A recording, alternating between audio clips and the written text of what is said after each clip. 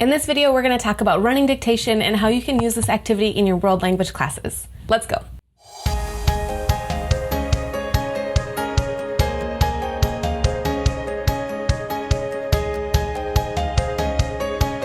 If you're new here, make sure you click that subscribe button, and then I just wanted to make sure that you knew that links to everything that I mentioned in this video will be down in the description box below. So first we're going to cover what running dictation is, how to set it up, instructions you give your students, what to do with fast finishers, and we'll talk about some alternative options just in case you have a class or two or just one student who can't handle this activity, because it happens. So what is running dictation? Keith Toda's blog, which is a fantastic resource, is where I first learned about this activity. So I'll make sure to link to his blog post on this activity down in the description box below. Basically, running dictation is a way for your students to do dictation, but with a, as you might guess, running piece in between. It incorporates teamwork and movement, which is a win-win in my opinion. The basic gist is that students work in pairs or in small groups to read a short chunk of text, like 1 to 2 sentences max, then report back to their teammate who records the sentences. Halfway through, they swap jobs and they continue. When they're all finished, I check their work for accuracy, and then we move on to the next step of the activity.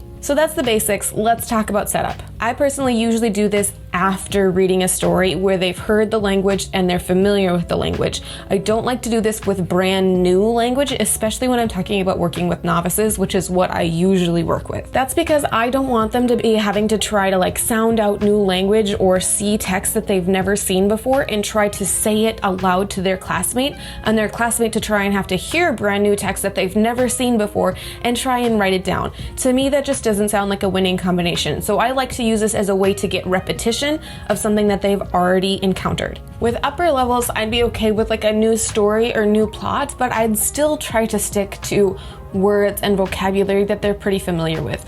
I might be okay with 1 or 2 newer things, but not something that's going to be impeding meaning that they would need footnotes for, not that kind of thing. Usually when we're talking about a story that we've been reading or working with in class, it's a little bit longer. So generally I write or pull 10 to 12 sentences that kind of summarize the gist of the whole story. I put these on pieces of paper in really big font so it's easy for them to see as they're running around playing. Label these sentences A, B, C, and so on. You will hang those sentences out in the hallway before the activity begins. If you can't use the hallway, don't worry, we're going to talk about options in a little bit. Okay, so that's the setup. Now let's talk about actually doing the lesson with your students. So you're going to split them up into pairs or groups of 3. I personally prefer pairs, but I know some people prefer groups of 3. Try it out and see what you think for your own students, because every class is different. Each pair or group will then get a recording sheet. One person is the runner/reader and the other person is the listener and the recorder. The runner goes out to the hallway, reads the sentences, memorizes them, comes back, says them out loud to the listener/recorder. The listener, as you might guess, listens to what their runner said and records the sentences, and both are trying to be as accurate as possible. Halfway through, they flip jobs. The listener and the recorder becomes the runner becomes the writer. My groups of 3 are running, recording, and drawing. My groups of 2 are running and recording, flip halfway. When they're all done, then they draw. Super important rule to state for the students. The runners can have no phones, no slips of paper, nothing except for their brains to help them remember the language. There's no tools to help them. So finally, once they're done with all of the sentences, the runner and the recorder have traded jobs, they've done them all, they bring me their sheet of paper for me to check for accuracy. I either circle where I see an error in the sentence itself, or I just circle the letter of the answer on the recording sheet and say, okay, go try again. Then whoever was the runner for that sentence is the runner again, and whoever was the recorder for that sentence returns their job, and they keep going until they think they've got it, and they come back to me to check again. Then they're gonna move on to the next step. I have students cut apart all the boxes, and then they're going to split them in half, and they're going to illustrate them. You can use those drawings for sequencing activities later, or you can even use them for memory or pairing games, because then you could cut the drawing and the sentence apart and you'd have even more pieces of paper. But there's lots of things you could do to expand that activity after they've done the illustration portion. So I just have a few more tips to add for you. I know not everyone has hallway space, or maybe you have a hallway space but you're not allowed to use it. If you're going to do it in your classroom, you can either just type the sentences in a much more normal size font and then fold a paper over it, or you could just make that font plenty small. You don't want the students to just be able to look over there and read the sentence and record it, because that defeats the whole purpose of having somebody say it out loud to somebody else. You could also put it underneath things. I know some people who tape it to the bottom of desks and have their runner run, and then like, I would just recommend that you're mindful of sentence length. You don't want anything that's way too long because one, that's really hard for them to remember, and then two, you also want it to be relatively fair. You want your sentences to be kind of the same length so that way the students who are doing the jobs, you don't have one student doing all these 3-word sentences and then the other student doing like 18-word sentences, right? Try and keep them kind of even. Lastly, I did mention at the beginning that not all students can handle this, right? This is a very active activity,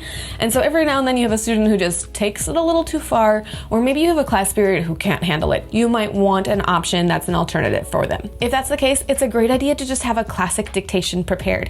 It takes me about 2 minutes to record the sentences on my phone, so usually what I'll do is I'll just sit down with all the sentences, I'll record myself reading them out loud to my students on my phone, I'll save that, and then I'll post that on our school's LMS, like Google Classroom, Schoology, whatever you're using.